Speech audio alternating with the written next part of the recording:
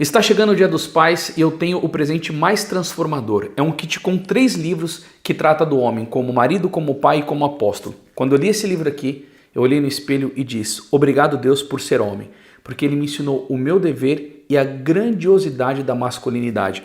Este livro aqui ele vai falar sobre a crise da paternidade e o que acontece com filhos com pai ausentes. Esse livro nos chama a uma responsabilidade enorme do nosso dever. E esse outro, tratando de paternidade e masculinidade, fala sobre educação dos filhos e o papel do homem, mas também contém muita coisa das mulheres. Eu selecionei os melhores autores, que é o Santo Afonso, Santo Antônio Maria Claret, Santo Tomás de Aquino, Padre Michael Miller e Padre Manuel Bernardes. Esse kit aqui ele está com 40% de desconto. Para você adquirir, você pode tocar aqui embaixo na descrição, no canal no YouTube. E se você estiver vendo no Instagram, você vai para o site da Editora Imaculada. Esta oferta aqui está muito especial e bom vídeo para você. Um amigo encontrou um tesouro. Então é uma bênção poder ter vocês aqui junto comigo. Quando eu olho aqui e vejo que algum dos nossos irmãos não pôde vir, dá aquela tristeza no nosso coração, porque eu creio que Nossa Senhora está nos congregando aqui para nos unirmos e podemos fazer algo de belo, de grande para a Santa Igreja. Todo o homem de Deus, ele precisa ter um nobre ideal. E não a nobreza de alma maior do que glorificar a Deus e salvar as almas. Então eu espero que os senhores também estejam gostando. A gente ainda está com uma família pequena, mas a perseverança vai nos conceder a graça de ver feitos tremendos de Nossa Senhora por meio dessa iniciativa, eu não tenho dúvida alguma. Tem uma frase de São José Maria Escrivá que ele diz que Deus não nos criou para sermos como galinhas de capoeira, mas para voar como águias. E a marca de uma obra de Deus é sempre a perseverança. A casa sacode, quem vai dizer isso daí é Santa Teresa d'Ávila, mas a perseverança ela é extremamente importante, né? Então ontem na live eu disse uma frase brincando, falando sobre Nossa Senhora das Perseguições, né? Católico é que nem clara de ovo, quanto mais bate, mais cresce. A gente não pode se esquecer daquilo que São João Crisóstomo dizia. Ele estava olhando numas montanhas, umas árvores que estavam nascendo. Só que tinha muita neve, bastante neve mesmo, e muito vento. E o São João Crisóstomo se questionava se aquelas árvores iriam se desenvolver e chegar na maturidade delas. Ele foi vendo que elas foram crescendo, e aí chegaram na maturidade dela. E o que aconteceu? Que foi observado. Isso daí quem fala é São João Crisóstomo. Percebeu-se que as raízes, elas ficaram mais fincadas na terra, eram mais firmes. Por quê? Porque ela precisou de mais força para não ser levada pelo vento forte e pela neve. Mas também se percebeu que a madeira dela era mais valiosa. Então, quando se cortava para o comércio, ela tinha um valor mais elevado. Então, é importante nós entendermos isso, que alguns chacoalhões que Deus permite na nossa vida é para a gente ficar firme, adquirir a virtude da fortaleza, porque nos tempos em que estamos vivendo, não tem como um homem que não tem essa virtude enfrentar esse inferno que nós estamos vendo por aí. E é muito importante hoje nós observarmos muito a vida de São Luís Martin, porque ele é um exemplo extremamente importante para nós homens, porque foi um homem que chegou à santidade vivendo casado, na sua vida conjugal. E parece-me que algumas pessoas acham que a santidade é só para os monges de mosteiro. Então nós vamos olhar na história de São Luís Martin para ver se é isso mesmo. Quero cronometrar o tempo aqui, para que eu não me alongue muito. Bom, esse santo homem, que é o pai de Santa Teresinha do Menino Jesus, ele foi batizado no dia 28 de outubro de 1825 na igreja de Santa Eulália, portanto ele nasceu no mês do Rosário. O santo arcebispo que o batizou disse: alegrem-se, este menino é um predestinado. Então ele teve uma iluminação, ele foi extremamente assertivo. Só que antes de eu começar a falar sobre a vida desse homem, eu gostaria de trazer um pouco do perfil do seu pai, que era chamado o Capitão Martin. O que eu quero ressaltar, que eu acho importante, que eu fiquei estudando e pensando que eu queria trazer para os senhores aqui nessa noite, é a fé do pai dele. Quando São Luís Martin rezava um simples Pai Nosso na igreja, o recolhimento, a fé, o amor ao que ele estava fazendo, conseguia arrancar a admiração das pessoas, e as pessoas ficavam olhando, porque era uma coisa, diz assim, nos livros que eu li, estrondosa. A maneira com que ele reza. Pois o pai de São Luís Martin, que comungava na Santa Missa, ele ficava ajoelhado muito tempo, fazendo ação de graças. E um dia, quando foram questioná-lo, por que o senhor fica tanto tempo assim depois da Santa Missa? E a resposta dele foi curta, mas cheio de significado para cada um de nós. Ele responde assim: eu fico muito tempo ajoelhado porque eu tenho fé. Vamos ver o que acontece com um pai que tem fé, o que ele consegue gerar de sobrenatural na vida de um filho. Depois eu quero pegar um pouco do perfil da mãe dele. E como eu não decorei tudo, eu não quero perder isso, eu tinha feito uma anotação do que a mãe dele diz, do pai de Santa Teresinha, do Menino Jesus. Tu és meu querido filho, o sonho das minhas noites e o encanto das minhas recordações. Quantas vezes penso em ti, quando a minha alma, elevando-se para Deus, segue o impulso do meu coração e sobe aos pés do trono da divindade. Ali rezo com todo o fervor da minha alma, para que Deus derrame sobre os meus filhos a felicidade e a calma de que precisamos nesse mundo tempestuoso. Ser sempre humilde, meu querido filho. Olha o nível de elevação sobrenatural que estava no coração dessa mãe. E olha a recomendação que ela faz para o seu filho: ser sempre humilde. A gente fala muito dessa questão da humildade, mas o que consiste a humildade? O Monsenhor Ascânio Brandão dizia que a humildade é o conhecimento de si mesmo sem as ilusões do amor próprio. O que nós somos? O que você é? O que eu sou?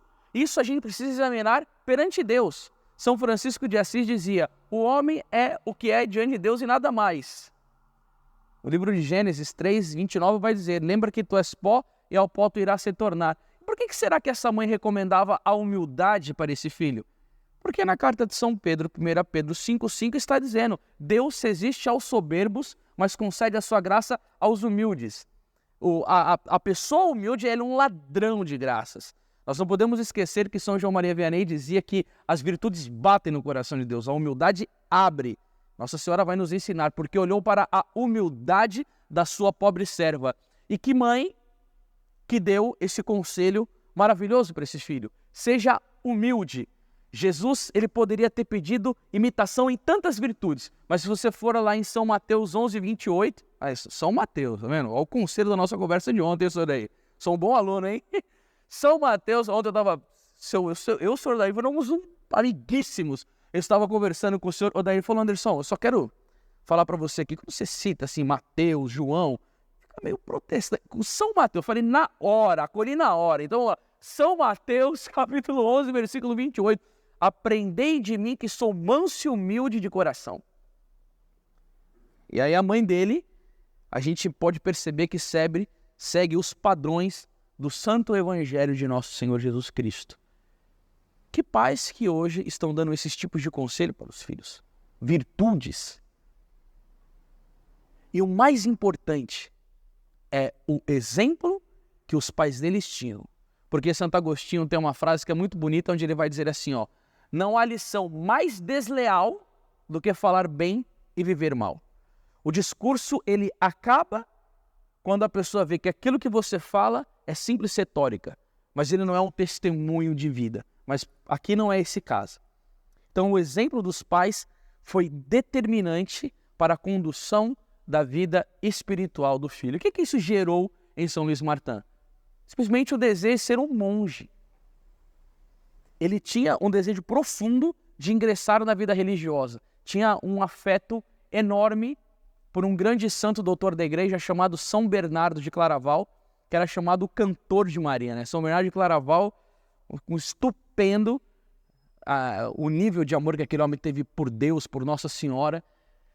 E aí aconteceu que quando ele foi conversar com o superior do mosteiro, ele investigou a vida todinha de São Luís Martin, percebeu que ele tinha vocação. Eu estava vindo para cá e eu conversava com o Tiago, que um dia um rapaz foi pedir o ingresso na Ordem de São Bento. E aí você imagina aquele frio da Europa, e o São Bento falou: você quer entrar aqui mesmo? Quero.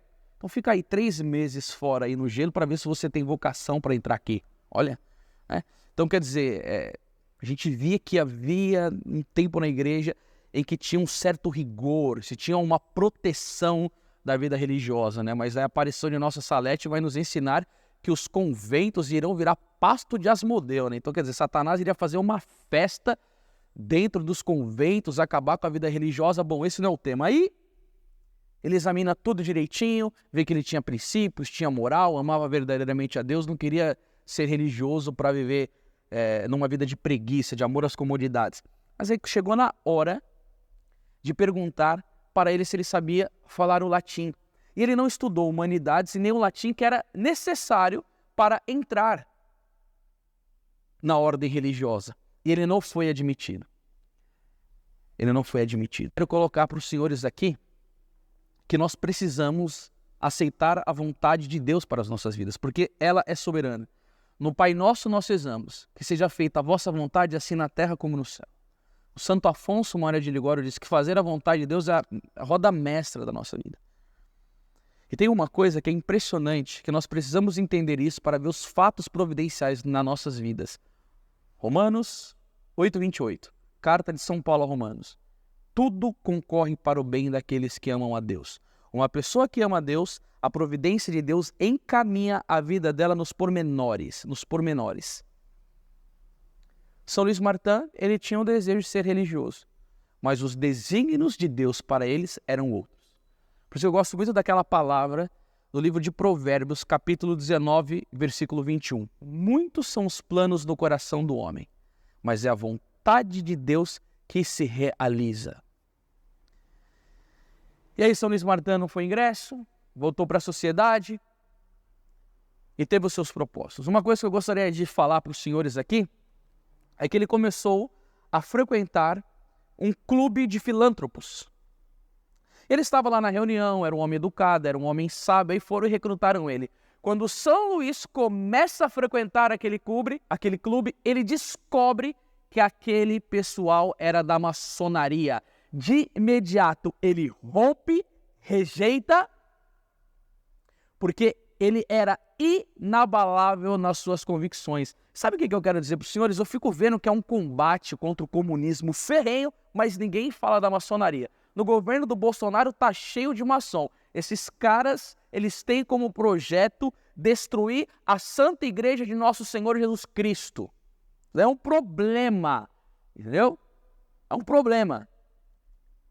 Ele, extremamente firme nas suas convicções, não quis se misturar. Porque água e óleo não se misturam. Luz e trevas também não. Também não. Nós não devemos vender as nossas convicções da nossa fé por nada. O Senhor Jesus Cristo vai nos ensinar que o seu sim seja sim, que o seu não seja não. O que vem além disso é do demônio. Esse negócio de ficar claudicando com 2 pés, ficar meio que abraçando o mundo, isso daí não é de Deus. São Tiago vai dizer, capítulo 4, versículo 4, adúlteros, aquele que é amigo do mundo se constitui inimigo de Deus. Quem não está comigo espalha, vai dizer nosso Senhor Jesus Cristo. Vocês estão com uma cara de assustado, amém? Tá falando da maçonaria mesmo, porque se exploda. O Papa Leão XIII condenou, a igreja condenou e estamos aqui. Com a ajuda de uma senhora, ele inaugura a sua relojoaria. Era o seu lugar de trabalho, ele trabalhava com isso. É uma das coisas que eu acho bonito. No domingo, ele fechava as portas da loja cheio de clientes para se entregar à piedade. São João Maria Vianney diz que eu conheço duas maneiras de um homem se tornar pobre: roubar os bens alheios e trabalhar aos domingos. Ele guardava esse preceito. Para que ele fechava a loja? Para se entregar à oração. Parece que hoje em dia, o domingo, que é o dia do Senhor, para muitos católicos é mera diversão. O Senhor quer nos desse dia para guardar o nosso coração, para meditarmos, fazermos o nosso exame de consciência. Vocês só ficam lá assistindo Domingo Legal. Domingo Legal é a Santa Missa, né, Edson? Domingo Legal é estar com a família, rezar o terço, né? Amar a esposa, amar os filhos. Que domingo legal! Um monte de católicos mundanos, sem propósitos, né? Escravo das mentiras de Satanás. Eu digo, guardar o domingo para Deus, né? O que você acha? Rezar, amar a Deus, fazer exame de consciência. Como está a minha vida? Como que eu tenho me comportado? Como que eu tenho feito com os propósitos que eu fiz na minha vida? É o dia.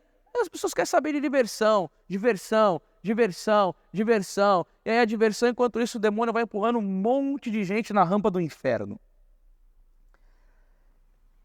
E olha que bonito o que São Luís fazia. Ele tinha o costume de colocar algumas máximas escritas na sua loja. Esqueci, Deus me vê. São Luís, ele era um homem que ele era amante das Sagradas Escrituras, lia muito a Bíblia. Essa passagem está lá no livro de Provérbios, capítulo 15, versículo 3. Deus me vê. Os olhos de Deus estão em todo lugar, a todo momento os olhos do Senhor estão nos vendo. Quando acorda, quando levanta, quando vai fazer refeição, em todos os atos. E você acha que ele colocava aquilo para quê? Para ele olhar o comportamento dele, como eu estou agindo diante do meu Deus. Outra frase que ele colocava, a eternidade se aproxima e nós não pensamos nisso. Você vai falar de eternidade hoje? Parece que é um assunto que as pessoas não têm o mínimo conhecimento. Quando o Papa Bento XVI escreveu aquela carta Espesalvi, que ele vai falar sobre a esperança, e que a esperança ela é algo totalmente ligado à vida eterna, é uma virtude teologal. Mas assim, será que os homens de hoje pensam na eternidade? E aí ele questionava se o homem contemporâneo pensa na eternidade. E o que tem feito o homem contemporâneo não pensar na eternidade? Aquele grande teólogo dominicano, o Garrigula Grande, disse que o materialismo, as pessoas só pensam no que é material. E nós devemos pensar na eternidade. E devemos trabalhar para nos salvarmos. O Santo Antônio Maria Claret vai dizer assim, ó, para salvar-se é necessário ter a eternidade na mente, Deus no coração e o mundo debaixo dos pés. Esse daqui era o retrato desse homem. Ele tinha a eternidade na mente, Deus no coração e o mundo debaixo dos pés. É bom a gente ver a vida dele, os exemplos, e fazer umas máximas também. A gente começar a conversar lá no grupo, os nossos propósitos. Grupo, vamos fazer umas máximas essa semana? O senhor daí joga uma frase do Padre Pio, os senhores conhecem o apostolado. Joga lá, gente. Vamos trabalhar para nos ajudarmos a ter uma vida virtuosa e não errar o caminho. Não errar o caminho. Aqui, ó. Bem-aventurado os que guardam a lei do Senhor. São Luís Martin ia colocando essas frases. E a última, Deus me defenda dos seus juízos. Nós sabemos, irmãos, que o Salmo 117:1 vai nos ensinar. Louvai o Senhor Deus porque Ele é bom e porque eterna é a sua misericórdia. Se tem uns temas do que eu gosto de falar é sobre a divina misericórdia de Deus, mas também o juízo divino. Sabermos que nós vamos nos aproximar de Deus, isso também infunde um grande temor. O Padre Pio, ele era especialista nisso. Claro, ele tinha toda uma graça particular, né, um especial carisma que Deus concedeu ao Padre Pio, mas ele mesmo dizia, o juízo do Senhor será rigoroso. Em virtude disso, nós devemos nos examinar, porque São Tiago vai dizer, vivei como se você estivesse a ponto de ser julgado. Eu não estou lembrando a palavra, mas é isso daí. Aí acontece o grande ato providencial na vida dele. Ele está passando por uma ponte chamada São Leonardo, não sei se é o São Leonardo de Porto Maurício, e aí ele cruza a esposa dele, a que viria a ser a esposa dele, a mãe de Santa Teresinha do Menino Jesus. E quando ela cruza com ele, ela escuta uma voz interior. Este é o homem que eu preparei para ti. Olha a palavra que Deus tinha preparado. Que tipo de homem? Um homem virtuoso, um homem que amava a Deus, um homem casto, um homem trabalhador, um homem puro. Tinha preparado ela para quê? Aí nós vamos ver o desenrolar da história. Também tem uma coisa interessante. Um dia aproximou-se uma mulher decente. E porque ele era um homem virtuoso, a mulher chegou perto dele e nem deu bola. E a mãe dele, um dia avistou Santa Zélia e observou naquela mulher qualidades superiores. Gente, o homem natural, ele não entende nada. Tem uma palavra que eu gosto muito de Provérbios 28:5 que vai dizer assim, ó: os homens maus não compreendem o que é justo. Os que buscam o Senhor tudo entendem. A pessoa que tem união com Deus é como diz São Leopoldo Mandic, né? O santo ele fica por cima da montanha. A gente conversava ontem sobre o dom do discernimento dos espíritos, tinha o Dr. Plínio Correia de Oliveira, foi fenomenal a nossa conversa. As pessoas que são virtuais, elas têm umas luzes, ela vive na graça, o mundo dela é o mundo da graça. E a mãe dele olhou para Santa Zélia e queria se aproximar para apresentar o filho. Aí quando passa pela ponte, Deus comunica ao coração dela: este é o homem que eu preparei para ti. Eles se conhecem, não sei se posso usar a palavra namoro, durante 3 meses e resolvem casar. 3 meses. Foi rápido. Estava preparado economicamente, tinham as condições e resolveram casar. A pureza de Santa Zélia era tão grande que ela evitou 9 meses um contato íntimo com o São Luís Martin e depois, com a ajuda de um confessor que esclareceu alguns pontos da doutrina da igreja, eles entenderam como funciona a vida do sacramento do matrimônio. Mas olha só, a paciência do homem durante 9 meses ficou inabalável, tranquilo. A virtude da paciência, entendendo o que estava ocorrendo na vida da esposa, a falta de compreensão dela, porque também Santa Zélia, ela queria ser uma religiosa. Mas aí ocorreu que o sacerdote explicou a finalidade do sacramento do matrimônio, unitiva e procriativa, ter filhos. Ah, meu irmão, minha irmã, quando esta mulher recebe a compreensão disso, eu vou falar mais para frente, porque esse daqui... Não, eu vou falar aqui sobre a ambição da esposa. A ambição da esposa de Santa Zélia era ter muitos filhos e dirigi-los todos para Deus. Eu confesso para os senhores que à tarde, quando eu li isso, eu fiquei emocionado e me ocorre agora novamente isso. Porque quando nós olhamos para o mundo atual, há uma luta de Satanás contra a família. E os católicos foram de tal maneira absorvidos por essa coisa de antinatalidade que os católicos não querem ter filho. Eles têm medo de ser filhos, eles foram engolidos pelo mundo. Você vai nos encontros de preparação de noivos para o casamento, mas é tão horrível o que se ensina para os noivos da nossa Santa Igreja Católica que chega a ser vergonhoso o tipo de moral que eles entregam para as pessoas que vão constituir o sacramento do matrimônio. Se ensina a usar camisinha, se fala que não tem problemas a relação pré-matrimonial, se fala para evitar filhos mesmo. E aí um dia eu conversava com um cara do mundo dos negócios. E eu todo na felicidade que a minha esposa estava grávida, não, a gente não quer ter filho porque quer trabalhar, porque quer ganhar dinheiro, mas a gente comprou um cachorro. Quando eu escutei aquilo, grito de Lúcifer saindo pela boca dele. E aí, meus senhores, que eu fico pensando uma coisa.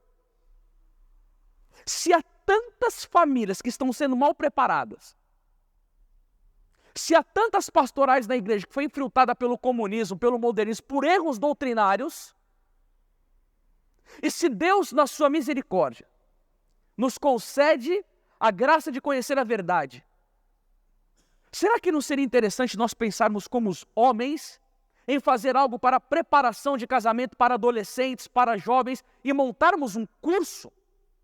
Porque talvez o pai dele é um cachaceiro lá na casa dele. É um homem sem virtude nenhuma. E o menino está aí, ó, rolando nas paixões. E aí ele quer casar pensando que ele vai desfrutar dos prazeres diariamente com a esposa dele. E ele não tem noção da onde é o campo de batalha que ele vai entrar. E aí a gente vai ter o dado que a nossa priora aqui deu para nós. 90% dos casamentos são nulos. E aí eu fico sabendo de uma informação dessa. Eu não vou fazer nada. O demônio vai fazer na festa, vai destruindo com as famílias, e eu vou ficar lá, com a boca cheia de dentes, esperando a morte chegar, interessado somente nas minhas próprias necessidades. É esse espírito combativo de católico que estão vivendo. Não é possível. Nós deveríamos conversar seriamente e estudar possibilidades de fazermos alguma coisa pelos adolescentes que estão se preparando para casar, pelas famílias, porque na minha primeira palestra aqui eu falei para os senhores sobre os dados que vivem os homens. Você sabe que foi terrível. Por isso que quarta-feira é um dia que eu fico feliz, porque eu enxergo longe isso daqui. Por mais que a coisa não esteja bombando, por mais que não tenha...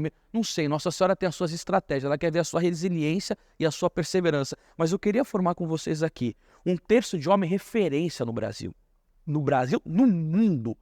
Porque pela internet dá para ter um alcance fenomenal. Essa coisinha de ficar pensando pequena. O pessoal, olha lá, o Steve Jobs construiu a Apple, super empreendedor. Mas nós podemos chegar muito mais longe do que eles. Nós estamos mexendo com almas. É a glória de Deus. Entendeu? Nobreza de ideal. Pensa assim, como eu vou fazer para salvar almas? Como eu vou fazer para ajudar a salvar as famílias? Essas coisas, se não consomem o nosso interior, nós estamos fracos de oração, a gente não estuda mais a fé católica, nós não estamos amando direito o nosso Senhor Jesus Cristo, a nossa devoção à Nossa Senhora está cheia de defeito, está manca, está problemática. Porque se a grande vidente de Fátima diz que a última batalha será contra Satanás e contra a família, a gente fica vendo aí, ideologia de gênero. Antigamente você podia pregar largamente na Igreja Católica contra a homossexualidade, hoje você não pode falar mais nada. O cerco está fechando. Eu vou ficar como um camundongo. Aí agora me vem na memória a frase do Papa Leão XIII. A audácia dos maus, ela se alimenta da covardia dos bons. Os maus, eles são audaciosos porque os bons viraram um bando de camundongo. Que esse modernismo infiltrado na igreja, desse tipo de catolicismo que deixou os homens afrouxados, né? Tudo emocional, que eu não sei o que lá. E cadê os lutadores? Cadê os como que o senhor daí falou? Aquele que chegava aqui e colocava a espada fincada da luta. Nós estamos em guerra e precisamos fazer alguma coisa. Você sabe, meu irmão, minha irmã, a minha irmã é a Virgem Maria, as santas. É muito costume, né? Porque minha irmã vai ver o vídeo.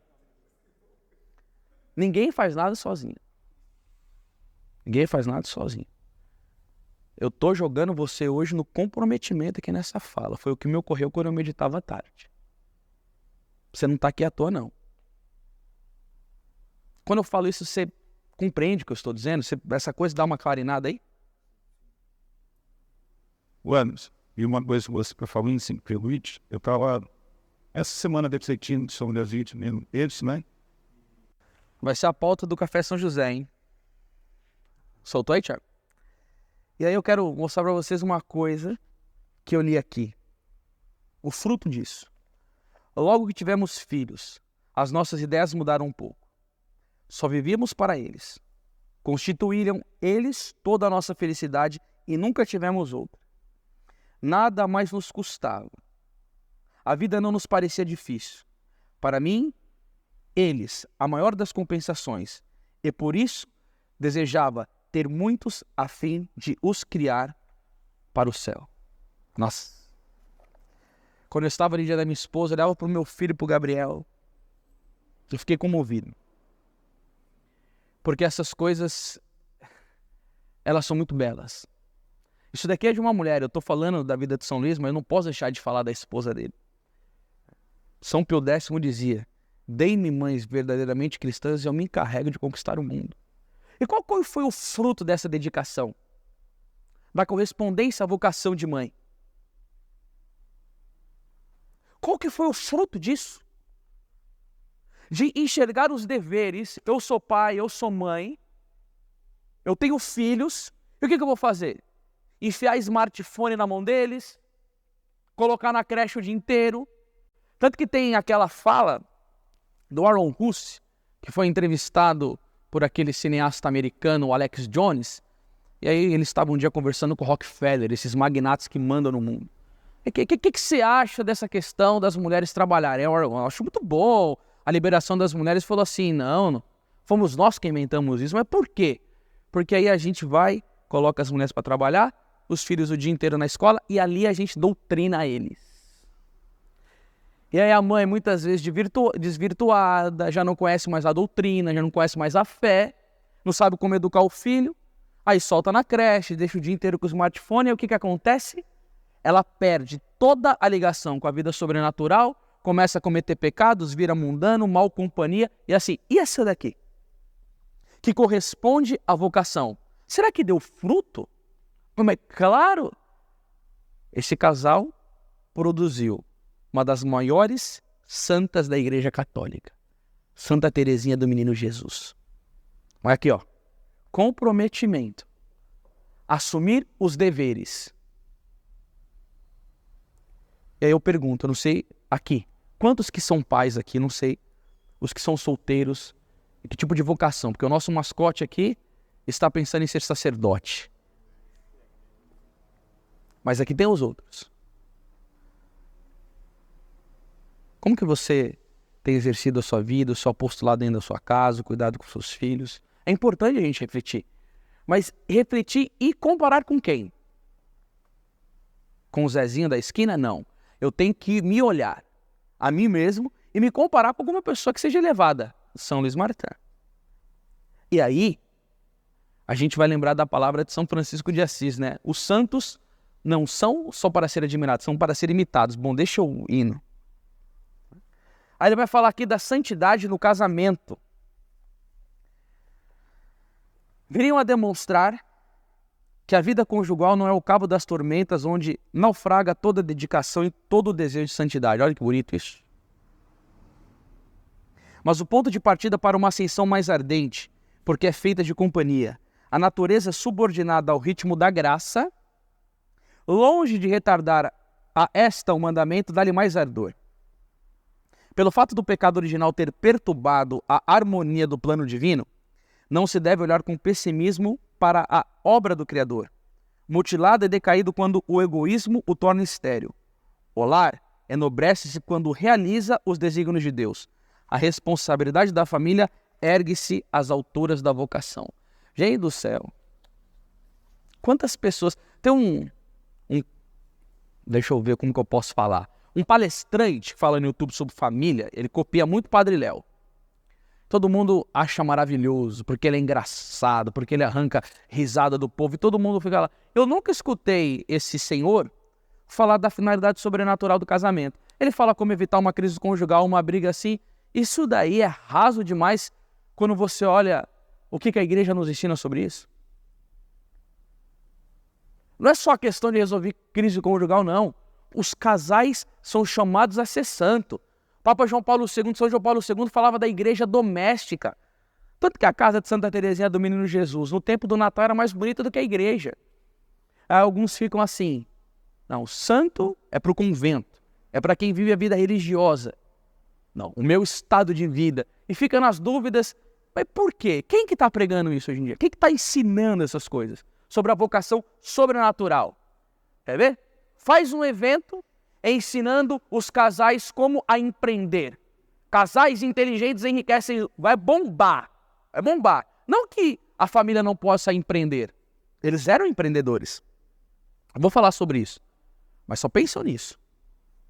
Agora você coloca um congresso sobre as famílias santificadas, quantos que terão o interesse? Parece que fugiu da memória da vida dos católicos o que eles devem assumir na vida do casamento. Porque a santidade deles deixa um fruto tremendo para a igreja. E aí, eu quero dizer para os senhores que quando eu fui fazer a minha preparação no meu casamento, eu comentei isso da outra vez, na outra palestra, que eu fui atrás de um sacerdote que era doutor em direito canônico.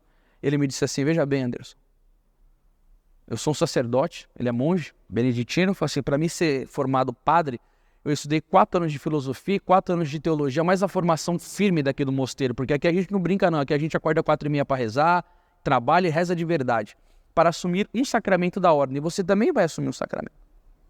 Um curso de um dia. Um dia. Isso daí é uma desgraça. É uma desgraça. Estão comprometendo as famílias, estão comprometendo a salvação das almas. A gente vê um negócio louco, né? Em vez de preparar bem as famílias, não tem. Mas aí você vai lá em Belo Horizonte, tem a pastoral da diversidade gay. Olha a inversão de valores que a gente vive. E aí por isso que eu mais uma vez chamo a atenção. Irmãos, Romanos 12:2, não vos conformeis com este mundo. Esse conformismo aí, ó, bom, vamos lá. Qual que é a nossa resposta, mais uma vez, eu pergunto, né? Vocês têm que rezar e perguntar qual que é os planos de Deus para esse terço aqui. Bom, uma outra frase que eu achei interessante, agora eu chego nesse ponto, é que era no início do capítulo do livro, estava assim, ó, quem não receia os berços tem que amar o trabalho. Quer ter muito filho? Tem que trabalhar duro. Tem que trabalhar duro. Aí eu fico vendo um monte de... Não, quando eu casar eu vou ter 10 filhos. Não teve o primeiro. Quando for ver as responsabilidades e os custos no bolso aqui, ó. Ah, meu irmão. Tem que trabalhar. E São Luís, como que ele era nisso? Empreendedor. Aí depois ele começou a trabalhar com a esposa dele, que mexia com confecção de roupas, e a coisa, ó, estourou. A gente pode passar provações na nossa vida financeira, mas Deus abençoa.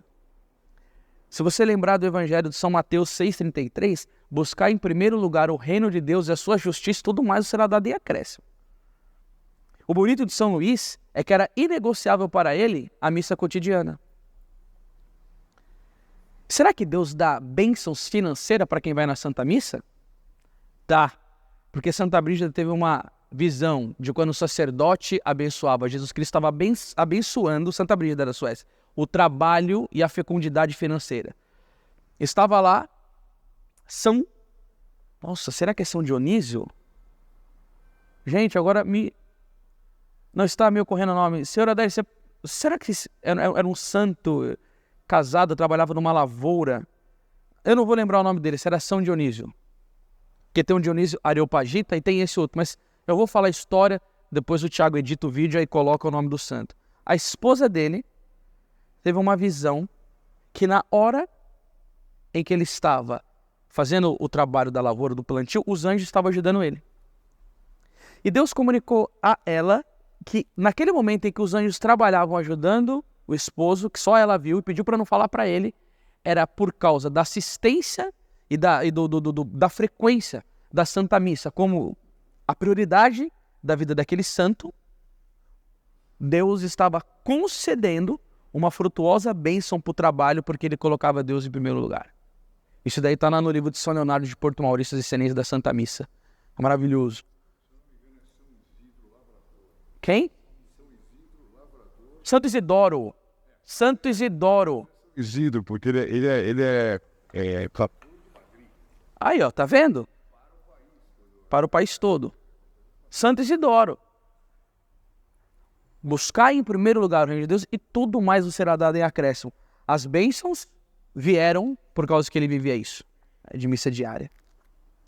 E aí, os senhores sabem, depois de ter muitos filhos, veio o grande fruto. A sua filha, a Santa Teresinha do Menino Jesus. E como que ela chamava o pai dela? O meu incomparável pai. Não tinha comparação. Nenhum era igual. Ele era fenomenal. Era santo, era virtuoso, era manso, era humilde. Incomparável. Imagina que graça você poder escutar esse elogio do seu filho. O meu pai é incomparável.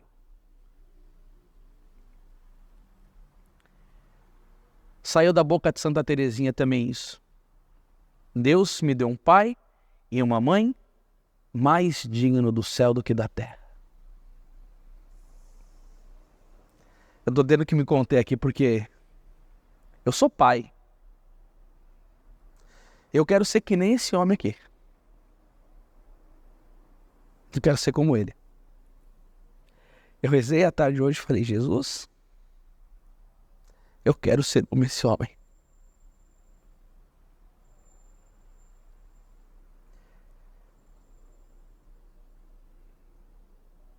Sabe o que era bom na vida desse homem? Ele tinha a maior pregação. ele pregava para os olhos. Essa daí é uma definição que eu aprendi com aquele padre português, Antônio Vieira, quando ele fala no Sermão dos Pregadores. Ele vai comentando sobre São João Batista, né? Por que São João Batista convertia tantas almas? Porque ele falava de penitência, era um penitente, ele falava sobre arrependimento, tinha uma vida santa.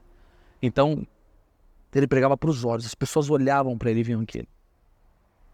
Ele verdadeiramente fez isso com a vida dele, para a filha. E aí eu fico imaginando essa frase aqui que Santa Teresinha do Menino Jesus dizia: para eu entender como reza um santo, basta eu olhar para o meu Pai.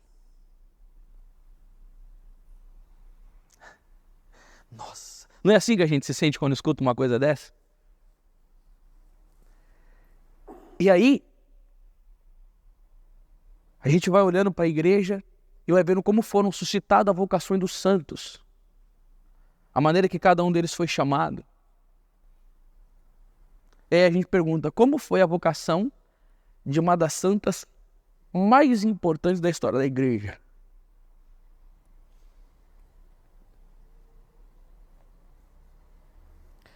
Ela dizia: a minha vocação veio do meu pai. Ele foi aquele que despertou a vocação de Santa Teresinha do Menino Jesus.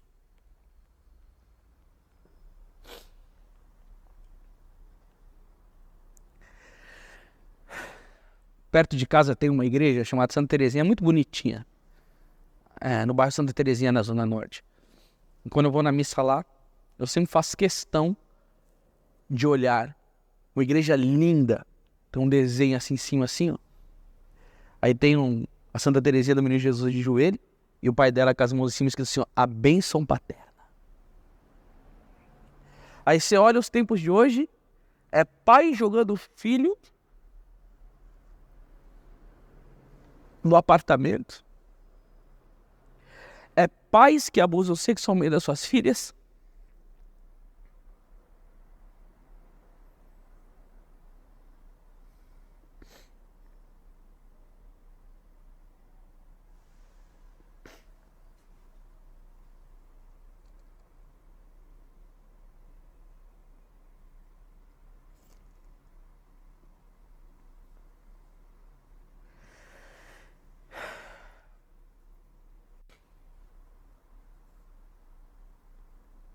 Tá na vida missionária, e a gente faz as nossas palestras, você não tem noção do que a gente escuta, de tantos casos de moças que foram abusadas pelo pai. O que eu já peguei de sofrimento de filhos na mão dos pais. E aí depois você vai ver os frutos. Quando eu fazia a faculdade de psicologia, o que eu admiro o autor, mas Lacan dizia que todos os psicopatas que ele estudou tiveram um problema com os pais. Nós precisamos entender, gente. Isso é uma luta frontal contra Satanás.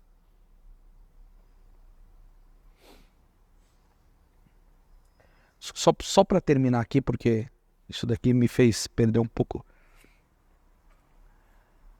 Santa Teresinha, na missa, olhava mais para o pai do que para o padre no sermão na missa.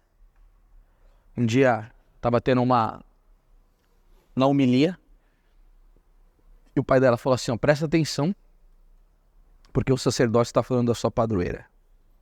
Colocou Santa Teresa d'Ávila como padroeira. Minha filha chama Maria Clara, porque eu quis homenagear minha filha com o nome de Nossa Senhora.